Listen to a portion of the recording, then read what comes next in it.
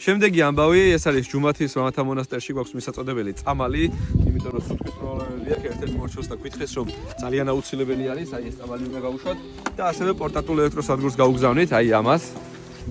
მამებს 3 ადამიანია სულ მონასტერში, როგორც გავიგეთ და დასატენადაც მოწყობილობები ესაჭიროებათ, ამიტომ ამას საჭიროდ გავუგზავნით, მომავალშიც გამოადგებათ. შორია 3 კილომეტრი და 200-300 დაახლოებით.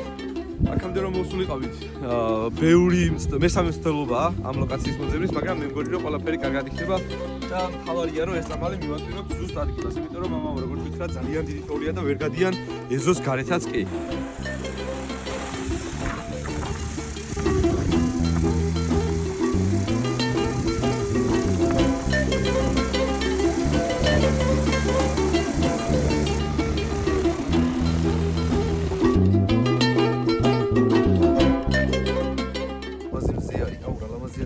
დამიდგეთ არავინ საერთოდ.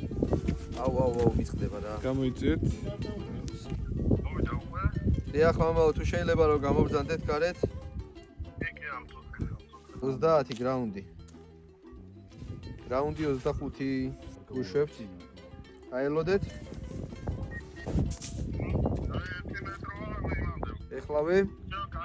ჩაიხსნათ, ოკეი? გესმით ჩემი ხმა? გაითიშა, მაგრამ პირჯვარი გადაგცახეს. ეგ უკვე კარგს ნიშნავს.